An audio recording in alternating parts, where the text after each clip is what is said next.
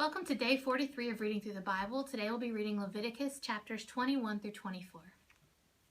The Lord said to Moses, "Speak to the priests, the sons of Aaron, and say to them, a priest must not make himself ceremonially unclean for any of his people who die, except for a close relative, such as his mother or father, his son or daughter, or his brother, or an unmarried sister who is dependent on him, since she has no husband. For her he may make himself unclean. He must not make himself unclean for people related to him by marriage, and so defile himself. Priests must not shave their heads or shave off the edges of their beards or cut their bodies. They must be holy to their God and must not profane the name of their God. Because they present offerings made to the Lord by fire, the food of their God, they are to be holy. They must not marry women defiled by prostitution or divorced from their husbands, because priests are holy to their God. Regard them as holy, because they offer up the food of your God. Consider them holy, because I, the Lord, am holy, I who make you holy. If a priest's daughter defiles herself by becoming a prostitute, she disgraces her father, she must be burned in the fire. The high priest, the one among his brothers who has had the anointing oil poured on his head and who has been ordained to wear the priestly garments, must not let his hair become unkempt or tear his clothes. He must not enter a place where there is a dead body. He must not make himself unclean even for his father or mother, nor leave the sanctuary of his God or desecrate it, because he has been dedicated by the anointing oil of his God. I am the Lord. The woman he marries must be a virgin. He must not marry a widow, a divorced woman, or a woman defiled by prostitution, but only a virgin from his own people, so he will not defile his offspring among his people. I am the Lord who makes him holy. The Lord said to Moses, "Say to Aaron, for the generations to come, none of your descendants who has a defect may come near to offer the food of his God. No man who has any defect may come near. No man who is blind or lame, disfigured or deformed. No man with a crippled foot or hand, or who is hunchbacked or dwarfed, or who has an eye defect, or who has festering or running sores or damaged testicles. No descendant of Aaron, the priest, who has any defect is to come near to present the offerings made to the Lord by fire. He has a defect. He must not come near to offer the food of his God. He may eat the most holy food of his God, as well as the holy food. Yet because of his defect, he must not go near the curtain or approach the altar, and so desecrate my sanctuary. I am the Lord who makes them holy." So Moses told this to Aaron and his sons and to all the Israelites. The Lord said to Moses, "Tell Aaron and his sons to treat with respect the sacred offerings the Israelites consecrate to me, so they will not profane my holy name. I am the Lord. Say to them, for the generations to come, if any of your descendants is ceremonially unclean and yet comes near the sacred offerings that the Israelites consecrate to the Lord, that person must be cut off from my presence. I am the Lord. If a descendant of Aaron has an infectious skin disease or a bodily discharge, he may not eat the sacred offerings until he is cleansed. He will also be unclean if he touches something defiled by a corpse or by anyone who has an emission of semen, or if he touches any crawling thing that makes him unclean, or any person who makes him unclean, whatever the uncleanness may be. The one who touches any such thing will be unclean till evening. He must not eat any of the sacred offerings unless he has bathed himself with water.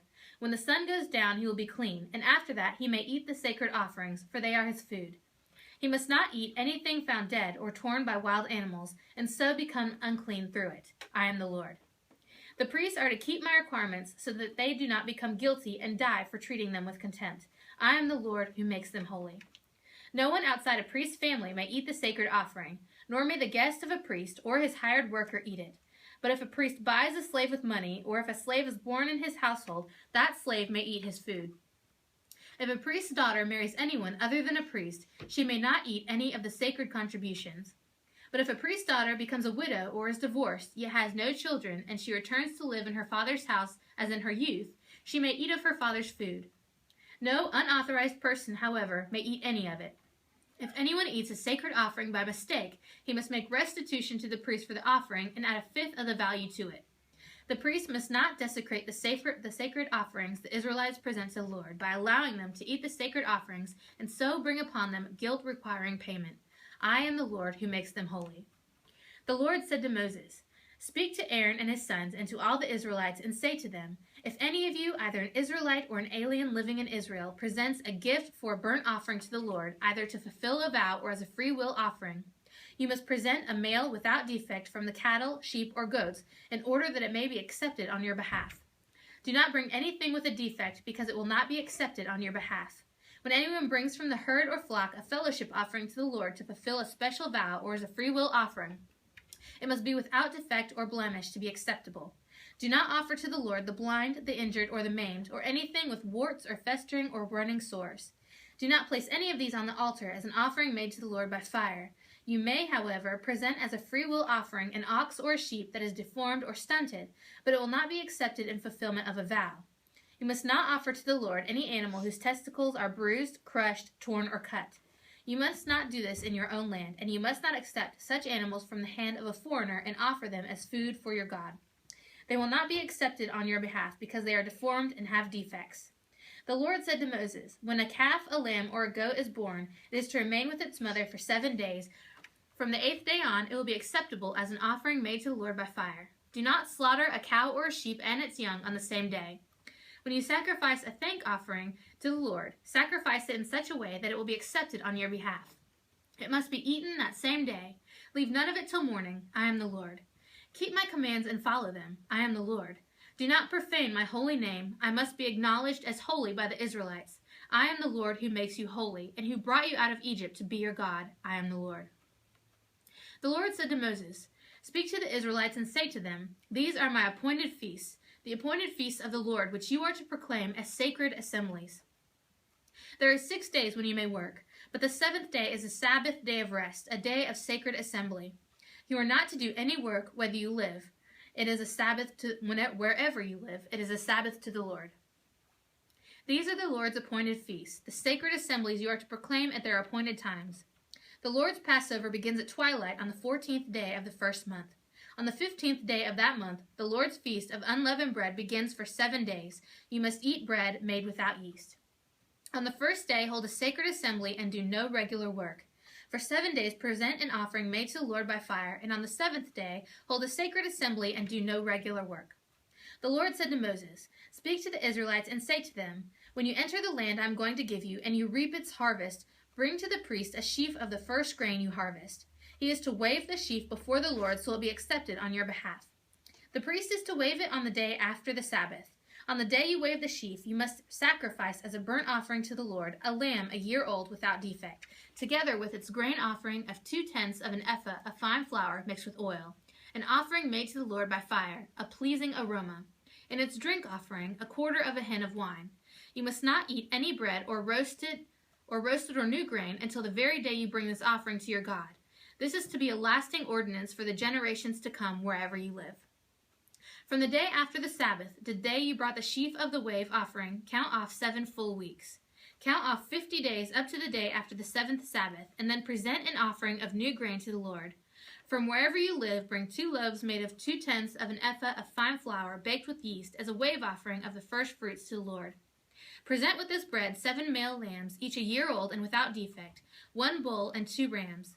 They will be a burnt offering to the Lord, together with their grain offerings and drink offerings, an offering made by fire, and an aroma pleasing to the Lord. Then sacrifice 1 male goat for a sin offering, and 2 lambs, each a year old, for a fellowship offering. The priest is to wave the 2 lambs before the Lord as a wave offering, together with the bread of the first fruits. They are a sacred offering to the Lord for the priest. On that same day you are to proclaim a sacred assembly and do no regular work. This is to be a lasting ordinance for the generations to come wherever you live. When you reap the harvest of your land, do not reap to the very edges of your field or gather the gleanings of your harvest. Leave them for the poor and the alien. I am the Lord your God.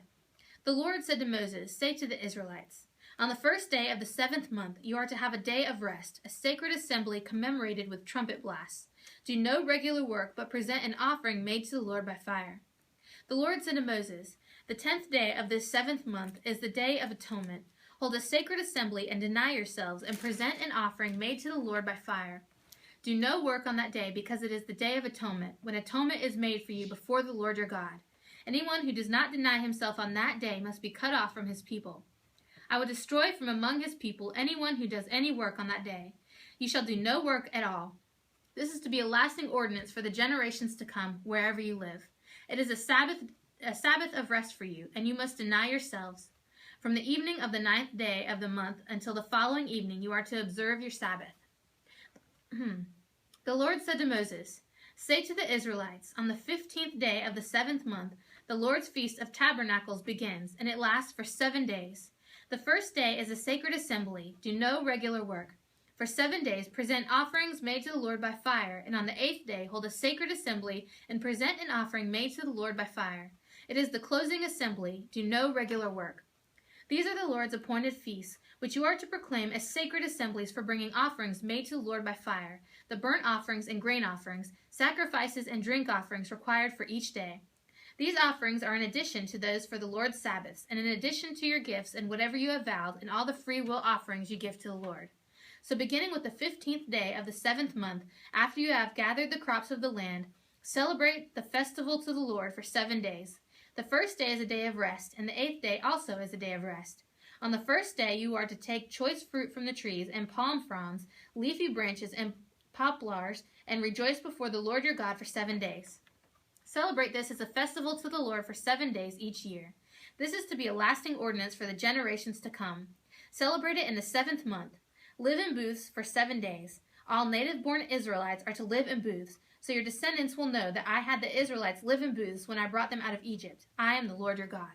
So Moses announced to the Israelites the appointed feasts of the Lord. The Lord said to Moses, "Command the Israelites to bring you clear oil of pressed olives for the light, so that the lamps may be kept burning continually. Outside the curtain of the testimony in the tent of meeting, Aaron is to tend the lamps before the Lord from evening until morning continually. This is to be a lasting ordinance for the generations to come. The lamps on the pure gold lampstand before the Lord must be tended continually. Take fine flour and bake 12 loaves of bread, using 2/10 of an ephah for each loaf. Set them in 2 rows, 6 in each row, on the table of pure gold before the Lord. Along each row, put some pure incense as a memorial portion to represent the bread and to be an offering made to the Lord by fire. This bread is to be set out before the Lord regularly, Sabbath after Sabbath, on behalf of the Israelites as a lasting covenant. It belongs to Aaron and his sons, who are to eat it in a holy place, because it is a most holy part of their regular share of the offerings made to the Lord by fire." Now the son of an Israelite mother and an Egyptian father went out among the Israelites, and a fight broke out in the camp between him and an Israelite. The son of the Israel woman blasphemed the name with a curse, so they brought him to Moses. His mother's name was Shelemith, the daughter of Dibri the Danite.